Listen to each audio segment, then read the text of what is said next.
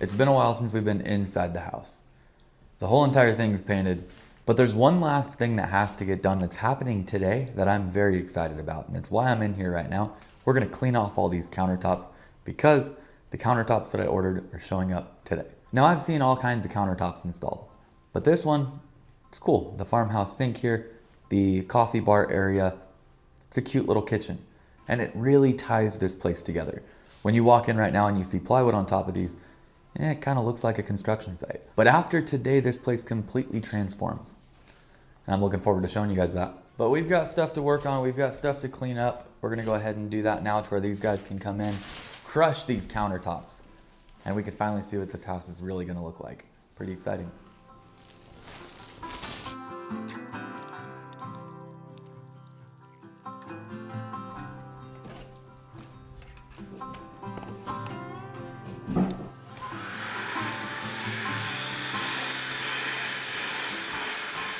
This is by far one of the coolest DeWalt tools that I've ever owned, and they happen to be the sponsor of today's video as well. Today we're looking at the DCV501H. This is a really rad little handheld vacuum.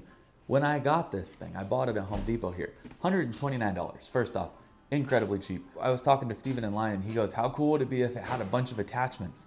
Now, I didn't look at the packaging. I just said, I need the little vacuum. First off, it has a vacuum attachment, and this thing is a powerhouse. But on top of that, you have a slinky hose here that you can use to clean out your car. So say you wanted to clean out your car, you set this on the seat, you plug in your slinky hose, you plug in the other side to this, and then you can vacuum your car out just like as if you were at the detailing place. Now, the reason that I bought this, it's got this tight little attachment here, and this goes right along the top of the baseboard. Have you ever done a remodel project where it's got baseboard in it existing, you sand some stuff down, you paint a little bit, you're working through it, and clutter, dust, dirt just kind of builds up on top of the baseboard? If you're using a Craftsman style square base, it happens all the time. This little thing though, you just drop it right on the top, and you're good to go. Like I said, hands down, one of my favorite purchases so far this year. $129, cheaper than the others on the market, and it's portable. Thank you to DeWalt for sponsoring today's video and making the awesome tools that they do. If you guys want to check them out, or anything else that they have to offer, such as the finish nailers that we use, the framing nailers that we use, any of the saws, the router, my whole tool lineup essentially, go ahead and click the link in the description down below.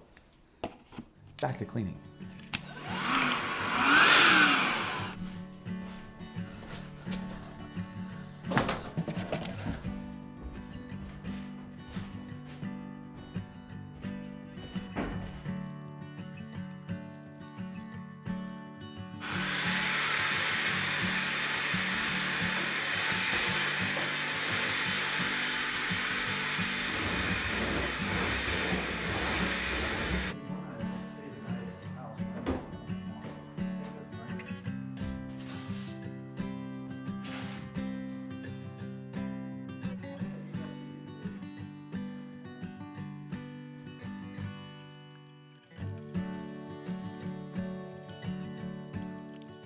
You might be thinking, why are we putting on ram board now? Here's the thing. When we walk into the house and we've got some dirt on our shoes, we think about it and we don't step everywhere and just trample through the house. When somebody else comes in here though, I don't know that they have the same care that we have.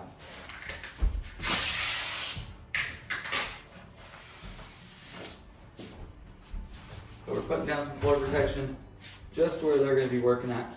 Probably going to leave it down for the rest of the trip here. That way, anything we do, we can walk in here onto a nice protected floor.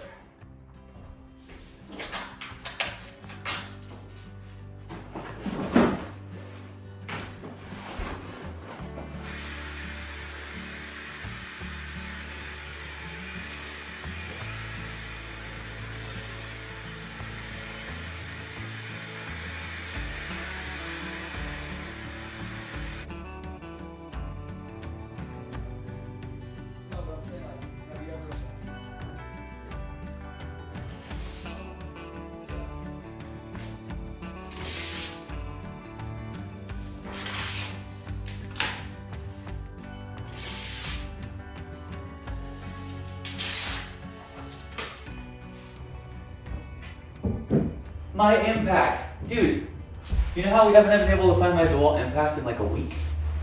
Remember when we put all this together? How funny.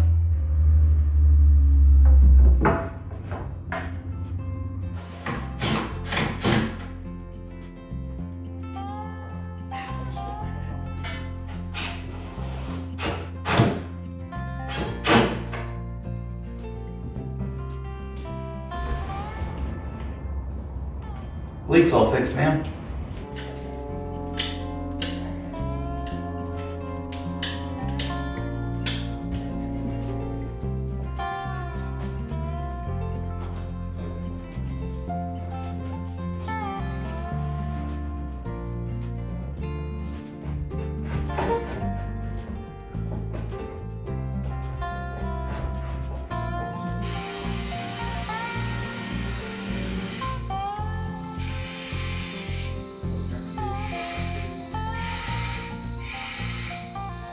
They brought the piece in and it didn't fit. End of the arch, it was a little too tight. Which is great. Rather be a little too tight and they trim a little bit than a little too loose and have a huge gap.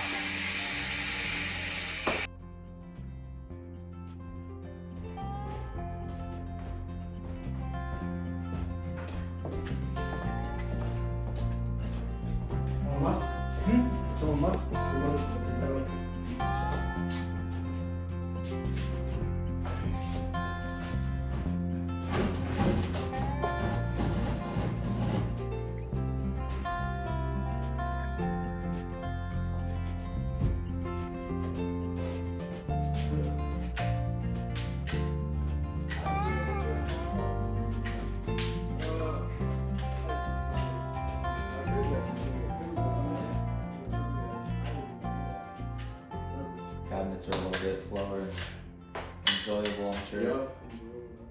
You still do cabinets? Yeah, I hope a cabinet maker in town. Okay. Precision cabinets. Do you do stuff outside of that? Yeah. Okay. Yeah. If I could get your contact or something, that'd be awesome. I do.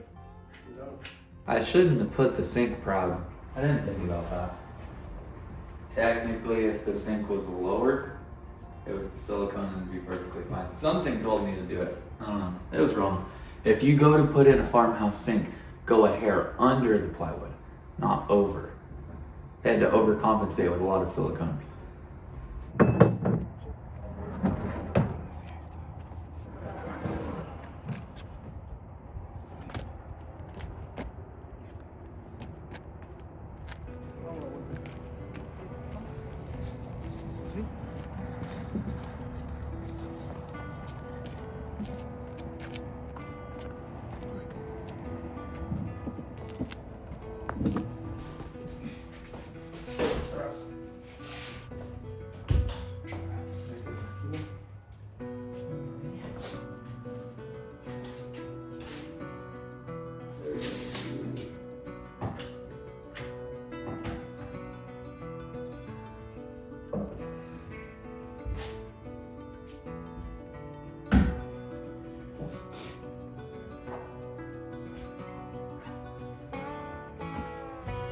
¿Sí le dio cuánto era de ti?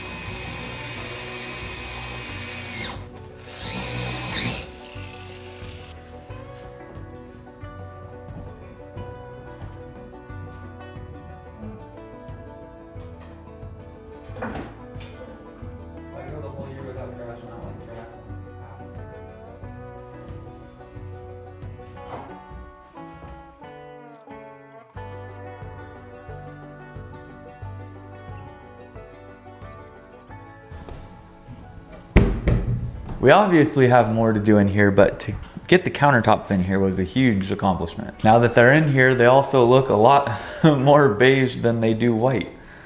out in the sunlight, when I was looking at them, they looked very white. Getting them in here now, this feels more like a, it is like a bone color, huh? Like a little bit of a, It's like dull. yeah, kind of a dull. I get what you're saying. Yeah, I don't exactly know how to describe it. You guys can see it. The countertops to the cabinets to the sink that we've got here, a little bit different. Not opposed to it. They are a little bit darker than the wall color that we've got, which is up here, kind of hard to see. I ended up putting plywood across the whole entire top. They told me, hey, don't do that. We're gonna set it right on top of your cabinets. I didn't want to take it off and drop my sink, so I told them just put it up top, call it a day, we'll be good. Reveals came out awesome. These walls were not perfect. That wall was perfect because I built it, but the rest of the house simply just is not perfect. We have a little bit of a gap over here. This one is tight here, but everything worked out awesome. That was $2,700. They came in, that guy, you can tell when somebody's done something for a very long time because he came in. I've tried doing tile. What he did over here when he was core drilling those things, you have to start and then dig into it a little bit. This man started these cuts, ran them through, and he didn't run it across the top of this countertop once. I would have done it a couple times. I would have had race tracks from here over to this one. We have a couple things left to do in the kitchen. We have to get the rest of the plumbing under here taken care of. I'm doing that tonight. I have to get the backsplash taken care of through here, the backsplash taken care of over here. I'm contemplating doing the $22 a square foot tile for inside of here, or if we just match what we do here over here.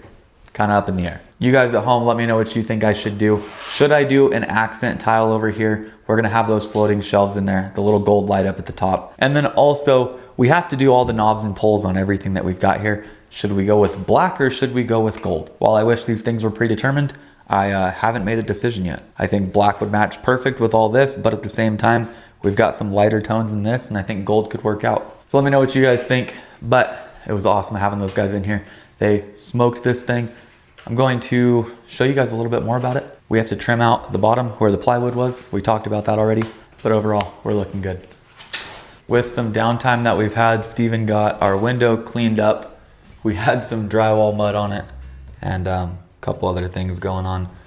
These black contrasting to the white looks incredible.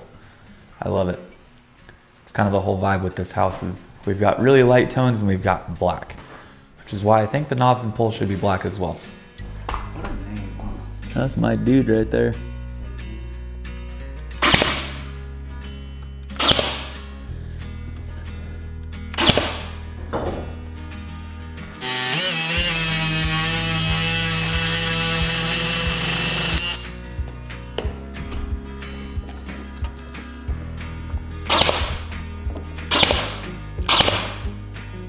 So once I have these little trim pieces on here, you can't see a thing. I opted to leave the plywood on because I didn't want to take it off. So I'm leaving it, cutting these little trim pieces that match the cabinets.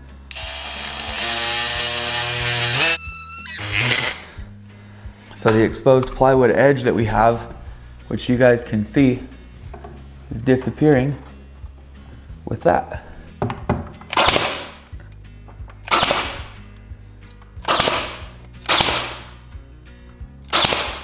The head on these are so tiny, I don't even feel the need to fill them or anything.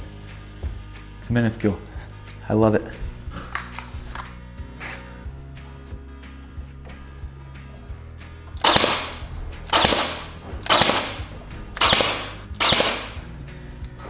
That takes care of that on both sides. Finished. This one's done. That looks 10 times better. I'm gonna touch up paint just that little white on the ends right there. But other than that, that looks 10 times better. I love it. So we'll have a scribe mold I'm gonna put on here shortly. We'll get this piece on, scribe mold up the top. I wonder if I should do the scribe mold first. Run this into it. Nah. Beautiful.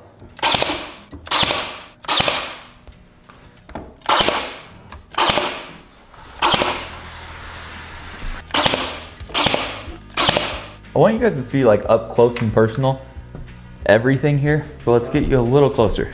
We're gonna push this up nice and tight. And that's all it is.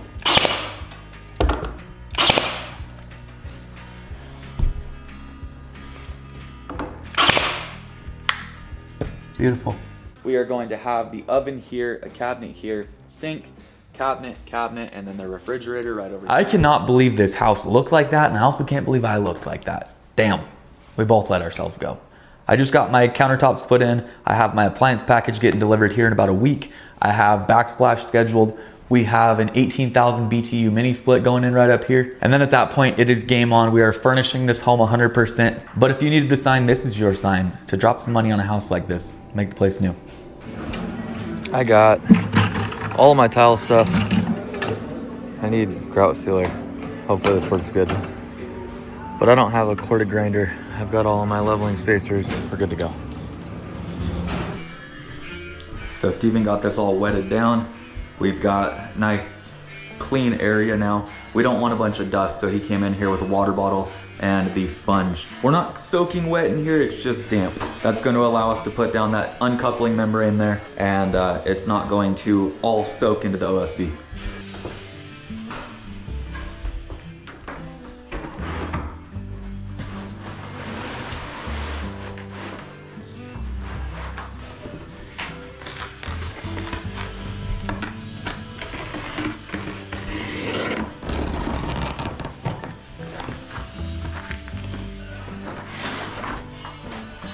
Let's go over here. Take that one all the way over.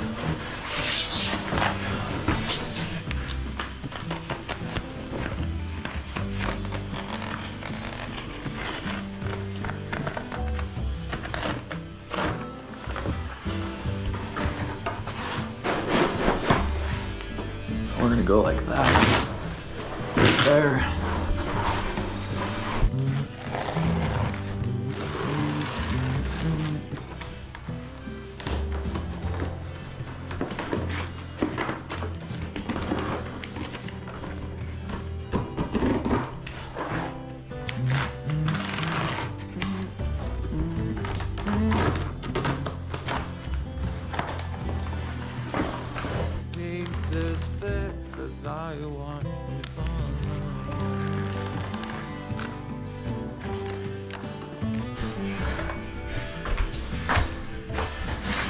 So we've got Schluter Ditra in here. This is a product that I've used before, and I personally really enjoy it. This is an uncoupling membrane.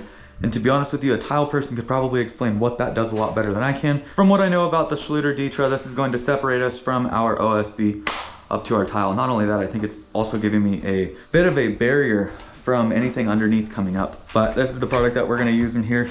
So what we're gonna do, we'll lift this one up here, we'll mud this whole section, we'll stick this back down. We will work our way out of this section, lay this piece in here. I pre-cut everything so that it was nice and easy to put in. I personally enjoy this a heck of a lot more. This little room came out really nice. I want you guys to know that this is the second time I've ever done tile. I've had a lot of showers tiled, I've had a lot of different tile installed, but with a subcontractor. So if you are looking for how to do this stuff, I would suggest not looking towards the videos that I'm putting out here.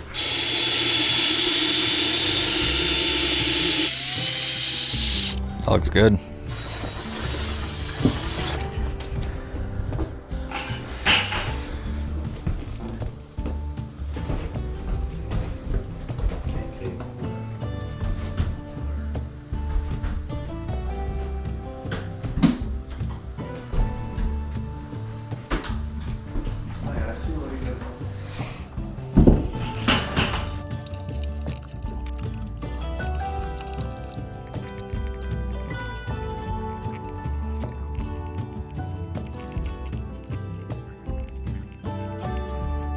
So we've got the Ditra down. We went ahead and thin setted it to the floor. This product is great, but it's quite expensive. Just the orange membrane that I have down right there is $109.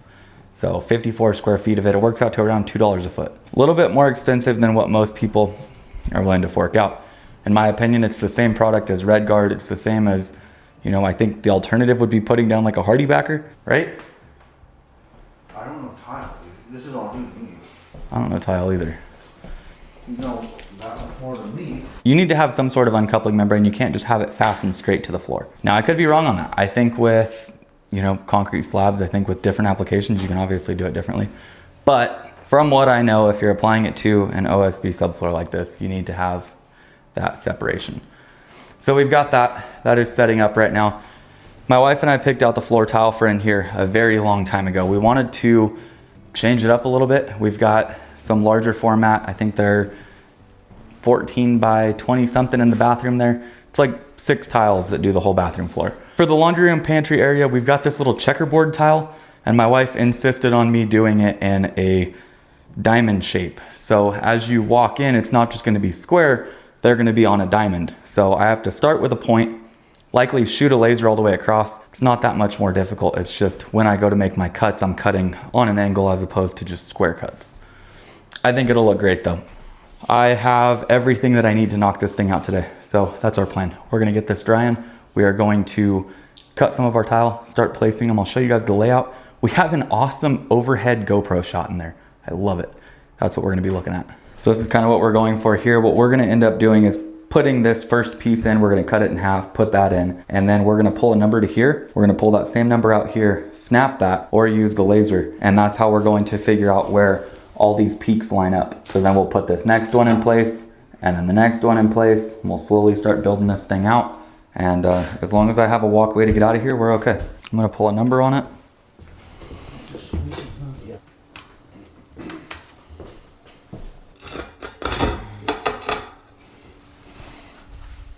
Be something like that. So we're gonna start with this tile here. This one's gonna lay right about here. I'm gonna have to clean off this flooring.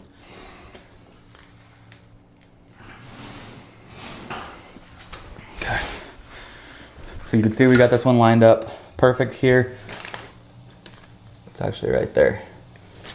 Perfect there. I have a parallel number shot across the floor. That lines up perfect with there.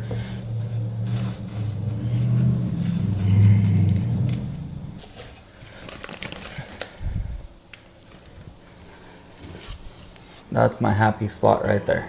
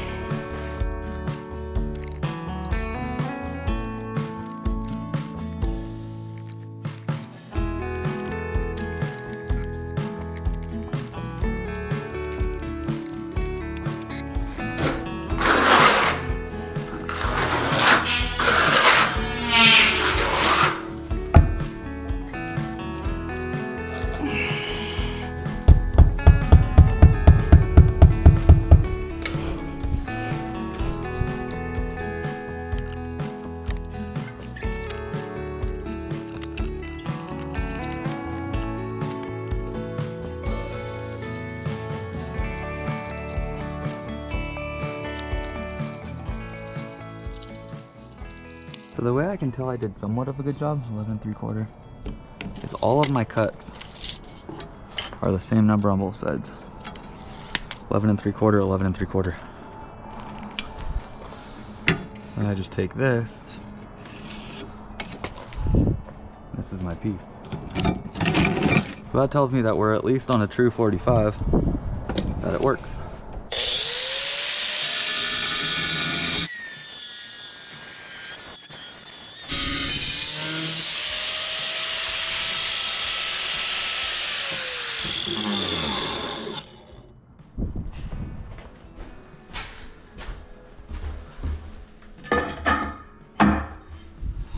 That one's done. So then, like, realistically, I could come over here, 11 3/4 again. So the same number that that was is the same number that this was. So far, every cut that I've had in this room is identical. And the biggest thing is like off of that wall, we're 3 7/8 to the outside of that black. Over here, we are 3 7/8 to the outside of that black one. So this room is perfect. With the way this diamond pattern is, you would be able to tell if any of these were out. If that black square over there shrunk like crazy and this one over here was huge, you would know something happened with this wall. Either the pattern is shifted this way or the wall is out of square this way. So this pattern reveals everything. When you look at it and you see that these are the same all the way through, you know that this room is clean. It's all gonna finish out nicely. We have two more cuts to make. That is out of a single piece. We have one more cut here, one little guy here, one there, one there. We are so close, you guys. How I've been doing this, and keep in mind, I'm not a tile person, just sharing what I've done, is I take a straight edge over to the wall. And since I know that I did a good job at making these 45 degrees, I mark out the wall over here and then I can pull over and say, okay, straight edged off of my tile here, whoosh, all the way out, 10.5. If I have a little bit of a gap in there, it's fine. And since it's a true 45, I go 10.5 that way, 10.5 this way. If you were questioning yourself, you could always check here, but you can see 10.5 puts us right up against that wall right there. It's exactly what we're looking for. So we'll go 10.5, 10.5, cut that across, that fills that one. We have bink, bink, bink, and we're done. That'll get used for one of my smaller cuts. So here's what I mean when I say that. We're gonna pull that 10.5 number here out of a black corner, and then here out of a black corner. We're gonna connect those dots, just like so. That's our cut.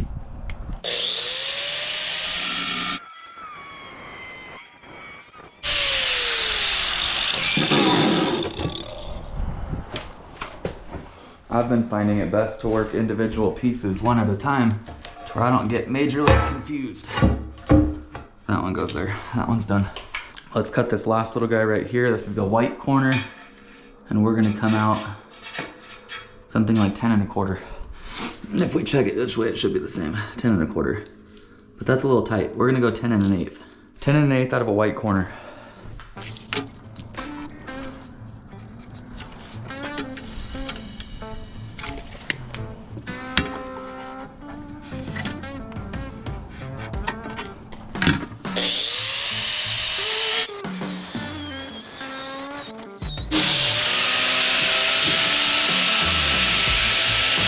Cut clear through my table. It's gonna go somewhere in there.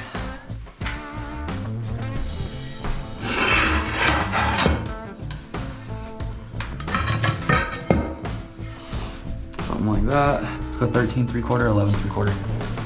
White, black. 13.75, 11.75. 13. I enjoy trying new things like this. Partially because it's my own house and I don't really care if it doesn't come out perfect. Could somebody nitpick it? Sure, but I don't care.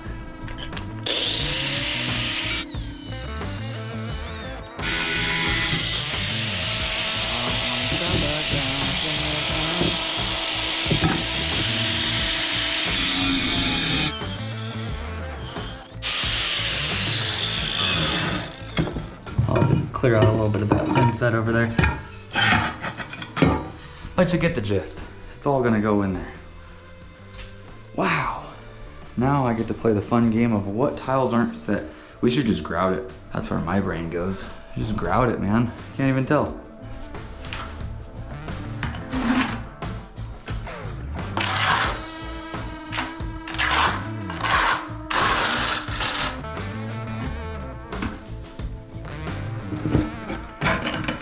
Oh yeah, good job, man.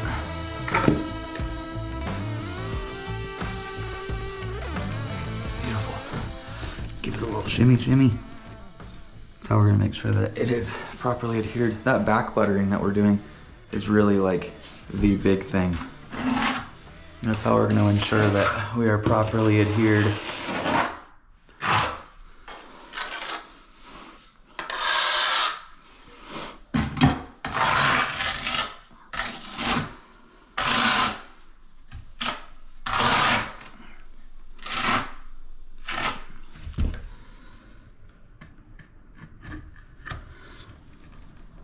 I could have used some spacers on this bad boy, but we're on the home stretch. But that back buttering, I see a lot of people just dropping tiles down. And if you don't back butter, like, I'll give you a good example here.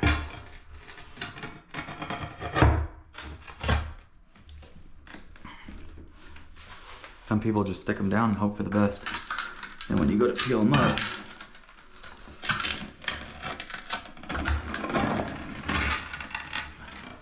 see, you've got a little bit that adhered good back there, but for the most part, you aren't adhering as good as it could. Keep in mind, I'm not a tile person, so just going off what I've read online.